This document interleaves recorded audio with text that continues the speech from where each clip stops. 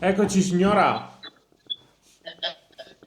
Dalla mia età a 7 anni che sono rimasta orfana, ne ho viste tante. Il dolore l'ho avuto sempre da quando ho avuto 40 anni, però sono sempre agita bene con mio marito, con due figli piccoli, col vicinato che non può dire niente nessuno di me. Sono Però andata tutte con pazienza, con la preghiera, tutto.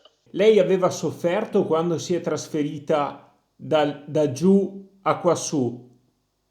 Sì, perché qua appena sono arrivata al 48, io camminavo sulle macerie, perché c'era subito la guerra, era già passata la guerra, però di case non ne ho trovate, case vecchie, case decadente. Me l'ho passato un po' male veramente.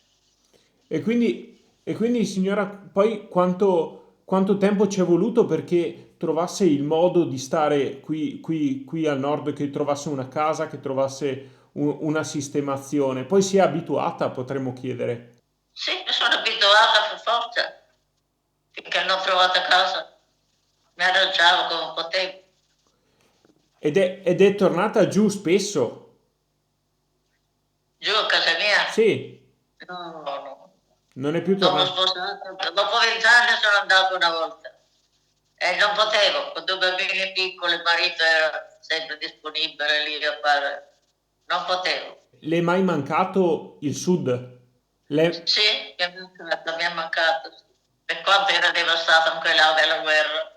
Quindi finivo dalla guerra dal 48, sono venuta qua. Quando sono venuta qua ancora vedevo un pezzo di muro che cadeva.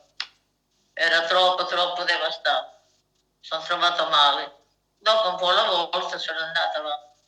Mi sono abituata a tutto. Suo marito faceva il poliziotto?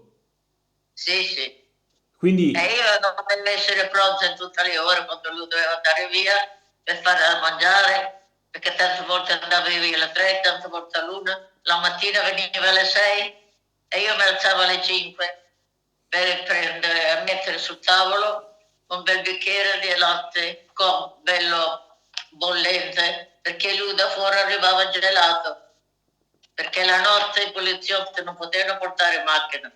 Oggi sì, ma una volta era tutta a piedi, sotto l'acqua, sotto la neve, sotto tutto. Faceva anche quello. Sì, a Montebelluna sono da poco, un anno a Montebelluna, però sono andata direttamente a Vicenza, sì? da Monocchio, dal mio paese. Al 48 sono andata direttamente a Vicenza. Ah, so che lei ha anche un figlio che è assessore, no?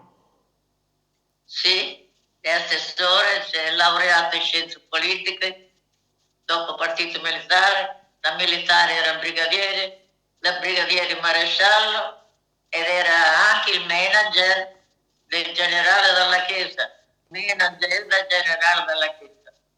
Cacciava i brigatisti, i giornali hanno parlato quell'anno, sì, ma era giovanissimo lui.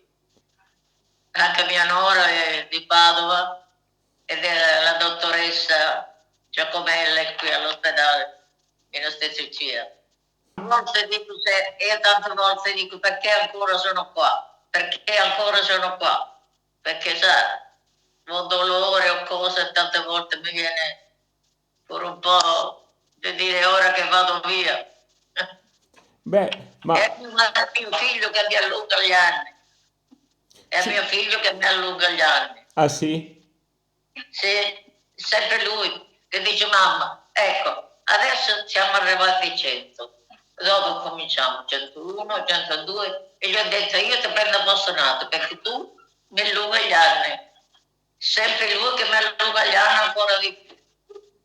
Perché Se dovesse dare qualche consiglio, ma com'è che si fa arrivare a 100 anni così com'è lei, in splendida forma, che ne dimostra guarda, io 30 in scherzo meno? anche se ho 40 di febbre, scherzo anche se ho 40 di febbre, però ho sofferto, Ho ne ho capito. avute di cose belle e di cose brutte. Però adesso lì sta bene in quella casa lì. Adesso io devo morire qua. Questa è la mia casa.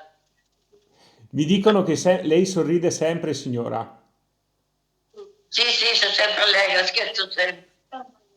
Ah, mia figlia è preciso, eh. Mio figlio è preciso.